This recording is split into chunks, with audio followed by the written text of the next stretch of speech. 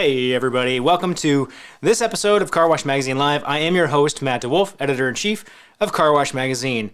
Hey, if this is your first time tuning into this program, you're probably wondering, what in the world is this? Why are you here? What are you doing? Well, we exist with this program to lift up the positive stories in our car wash industry, and we're going to do that today with a fantastic story from Natasha Toffoli from Canada's Bubbles Car Wash. It's a beautiful wash we're going to tour today. We're going to get a great look at that. It's got a double-decker operation here. It's got an interior greeting area that we're going to get a look at. Beautiful lobby. This is a full-serve operation, but some great things for any operator to pick up on from this tour and this conversation we're going to have with Natasha in just a few minutes. Let's just kick into the news, shall we? This week in Car Wash, friends, what do we got going on? We got a few things. As always, there is acquisition, mergers, and all those kinds of things happening. Driven Brands, they've got 6 new locations in the Southeast they picked up, so that continues to grow and move. Speaking of growth, big one coming through. Go Car Wash acquires Royal Car Wash in New York. Danny Daniele and the Daniele family, they were on this program several episodes ago. You can check out their story there, but guess what? They sold. Here we go. Next phase in their operations. So kudos to Go for that acquisition. Kudos to the Daniele family. Congratulations all involved. What else do we have for you? We have something that's always fun to share, because we talk on this show a lot about how important it is to take care of your people and to make your workplace a great one. And Splash in Connecticut is doing that. They've got, you can see on the screen right below here, it was named #1 workplace in Connecticut. So congratulations to our friends at Splash. Now, super important car wash show information coming up for you. I got to share this with you. You all may know this. There's a show coming up. It's in Las Vegas, November 15th through 17th. Now, here's the thing, right? We're used to, in this industry, we show up at the show and we walk in the doors and we register. No big deal. That's different this year, friends. So you have got to make sure that you register ahead of time. You can do that on your phone if you really want. If you're in the Uber headed to the convention center, or you want to stand outside the convention center and register on your mobile device, you can do that. But there's no attendee registration kiosks in the convention center this year. So you got to take care of that business now. Go ahead and take care of it before you even get there, so you don't have to worry about it. Looking forward to seeing you all at that show here in less than, the calendar says today is October 14th. That means, friends, we are about 30 days away. Gonna see you there. Gonna have a great time connecting with all of our friends. I'm so excited. Hey, okay, so what else do I want to talk to you all about today? Let's go back down here. Let's go to, I want to talk, if you weren't here last week, I was just talking about the show. We had a preview for you of some of the premium level education speakers that we're going to have at that show. Kaihan Krippendorf, he's a growth and transformation expert, works with a ton of businesses, helping them figure out how to differentiate, which is super important right now in this industry with the way everything is tightening up in terms of competition. So super great conversation with Kaihan. You can check that full episode out, but I did want to give you just a quick glimpse of that conversation. Here you go right now. Well, as you say, money's flowing, so there's a lot of consolidation. There's kind of a professionalization, if you will, and of these like larger car wash companies. And one thing that, if you look in other industries, what that almost always leads to is to adoption of new technologies. Because let's say you want to buy some new technology. I don't know what that is. It's some IoT device that connects and talks to the Teslas and automatically guides them through whatever that is. When you've got 1 or 2 or 3 car washes, it's hard to justify that investment. Yeah. But as companies have more, they can then take that investment and spread it over more cars and more customers. And so whether you are at the kind of towards the top of the heap of that consolidation, what you want to start looking at is adopting those technologies. If you're not, then the risk is that others are going to adopt these technologies. And so what you want to start looking at is maybe focusing on non-technology differentiations. Could it be the kinds of people that we hire, what our cultural values are, right? Can we get that real deep customer centricity? Because if they're going to go high tech, we're not going to be able to compete with them going high tech. But we could do high touch. And so those are two areas to focus on. Every industry starts focusing on the same kinds of things in like retailing. It's all about store location. It's about merchandise mix, and it is about store experience. And if you know that that's what all of your competitors are focusing on, what we want to do is you want to start looking where they're not looking. All right, so there it is, friends. That's some valuable information from Kaihan Krippendorf, one of the premium speakers of this year's The Car Wash Show in Las Vegas. Hey, Kaihan was talking about technology there, and guess what? Next week on the show, we're going to have DRB, and we're going to do a segment with them behind the brand. You're going to get their story. We're going to talk data, and we're going to talk about kind of what's going on with them and what's new and where they're headed. So make sure you tune in for that one. Other things that you might want to consider consuming this week in terms of content. We've got a new episode of the podcast. We just dropped that yesterday, and that is a conversation between ICA's CEO, Eric Wolf, and the new CEO of Mammoth Holdings, Dave Hoffman. So a fantastic conversation there. Dave Hoffman is of Dunkin' Donuts and McDonald's background, is now with Mammoth, looking to bring some of those things from that retail sector into the car wash industry. So take a listen if you haven't already, and make sure you subscribe so you never miss one of those. Friends, it is time. I know what you're here for. You want to see cool car washes. You want to see great layouts. You want to see beautiful buildings. Well, it's time.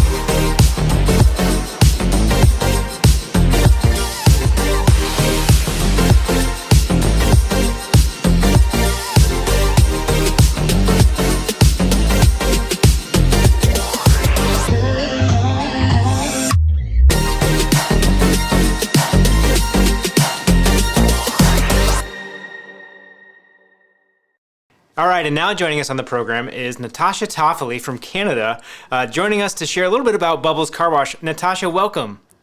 Thank you.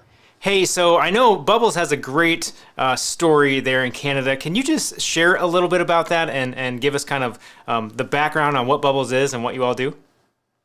Absolutely. My father started the company about 40 years ago, just with a vision of improving the car wash concept, from your typical noisy gas station type waiting areas to modern, clean, and comfortable lounges, and then with a team delivering exceptional service. So we are full service. We have 10 locations now in Western Canada, Edmonton, Calgary, and Kelowna. We offer everything from, your express type of car wash. We do hand wash and dry as well through the tunnel. Preliminary, mid-level, comprehensive, all without appointment. So customers come in and they can pretty much get anything they need done right on the spot. That's fascinating that you all are able to do that without the appointments. I feel like most frequently I see that level of service requiring appointments. Why did you all go that route? That was a conscious decision, I know. We've always been that way. So a lot of purchasing is spur of the moment. Yes, people plan to go for a car wash. They don't always plan on getting the extra services. Mm-hmm. So we have a service advisor that goes over all the options based on the condition of the vehicle and, of course, what the customer expectation is. And more times than not, they're getting a little bit more than they came in for. We always have a full team on hand so that we can effectively take care of any business that pulls up. Okay, awesome. Well, I want to talk about that. Everybody's favorite topic, which is labor, but we're going to come back to that in just a minute. So first I want to know, obviously you were kind of always around the business, but what made you actually decide that you wanted to be in the business? What got you into car washing? Well, like many other car wash kids, I grew up washing cars. So that's really, has always been my passion. I was cashier, washing cars, detailing cars, drying cars. And I still do all of that today, even if I happen to walk by in my heels and see if they need a hand.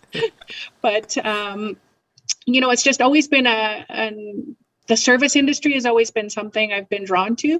And of course, for my father, that was his biggest focus all along, was the service portion of that. So I've always been in it, dipped my feet in other areas a few times, but always came back. I've been running the company now for 14 years alongside my father. So I'm very thankful for the unique relationship that's developed there. It is tough sometimes because we're both utterly stubborn. Well, yeah, you both want control, right? You're running it together, but you're like, no, we need to do it this way. No, we should do it this way. Who wins? Yeah. Who normally wins? Well, I operate the company. Yeah, so you win. There it is. I think, and, we butt heads for a few days, but, and at the end of the day, the best for the company always comes forward. So. That's funny. Well, nobody can ever stay out of the car wash business. It seems like as much as people try to get out, they always come back in. So we're glad you're in the industry and you came back to us and you've been here for a while now.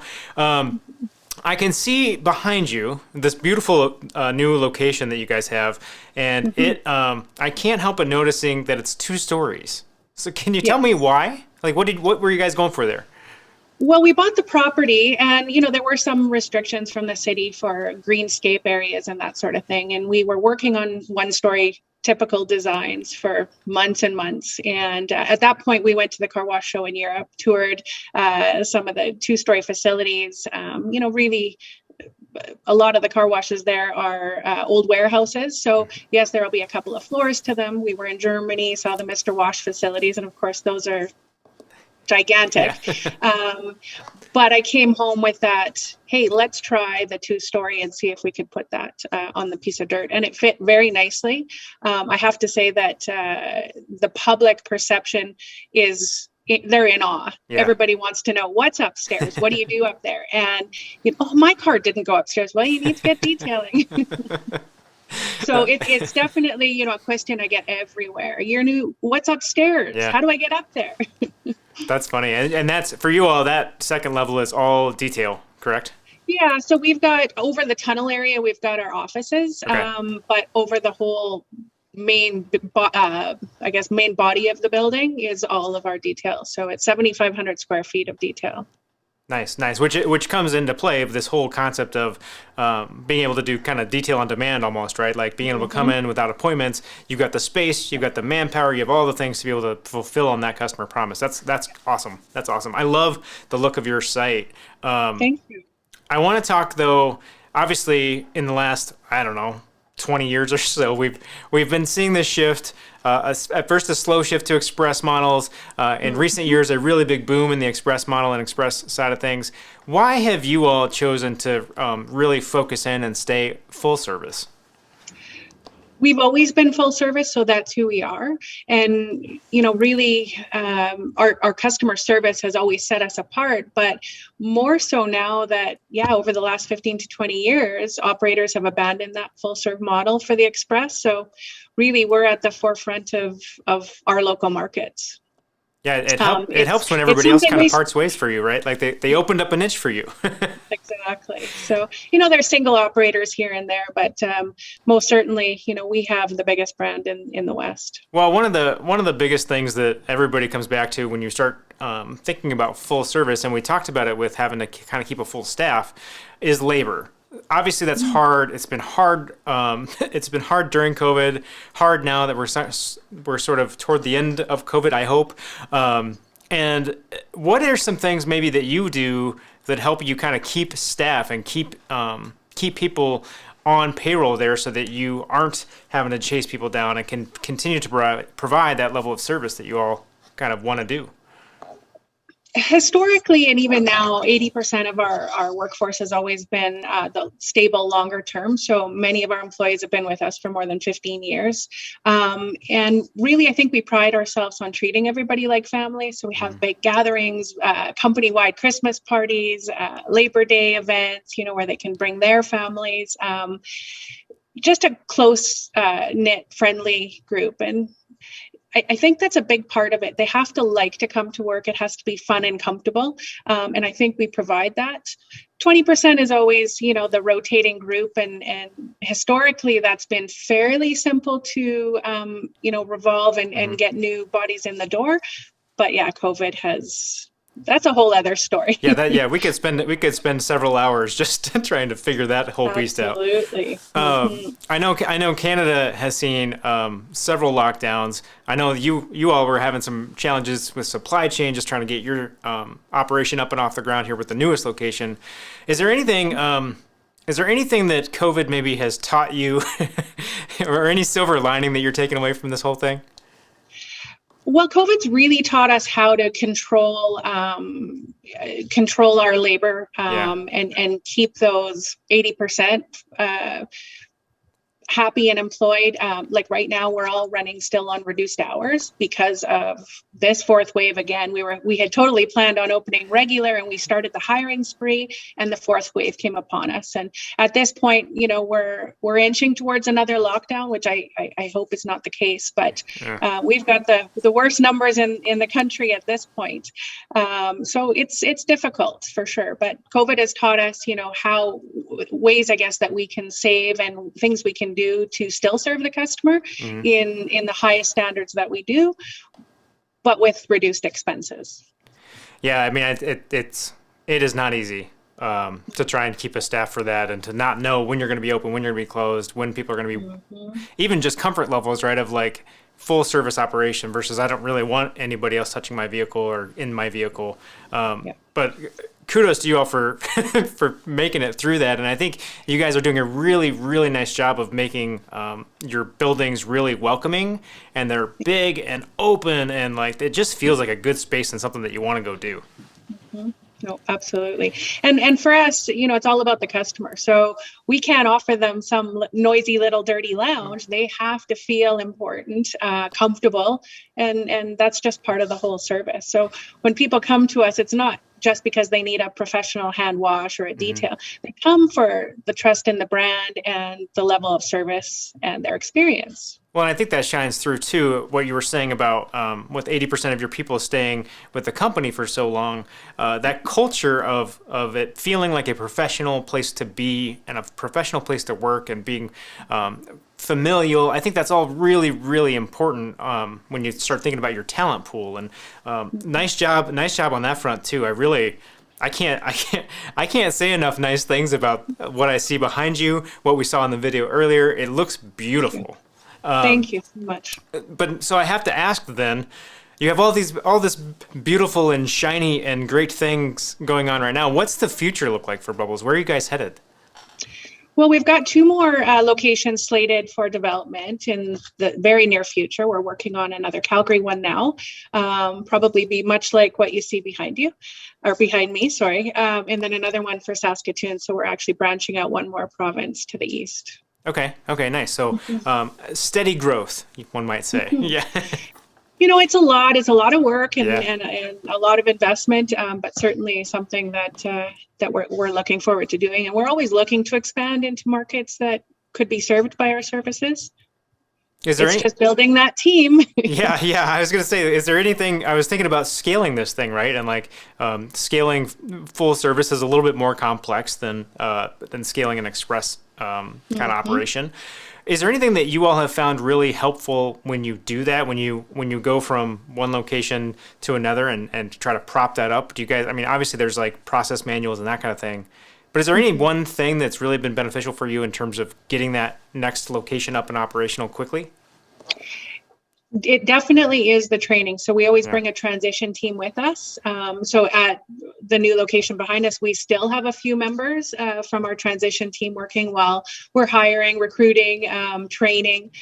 The service portion for us is big. Anyone can wipe a window or, drive a car out, but it's the service that the follow through that's the biggest component for us. So we probably have 7 of our transition teams still working at Windermere. Okay. Yeah, that makes sense. You got to bring in the A team, right? To help build a new A team. Yeah, no, for sure. So awesome. It's probably a good 1-year process from us, having that transition team into having that full team of their own. So. Nice. Okay, so before I let you get back to your beautiful location behind you and the business of washing cars, I have one more question I like to ask everybody. What is one thing that I can do today that's going to make me better tomorrow?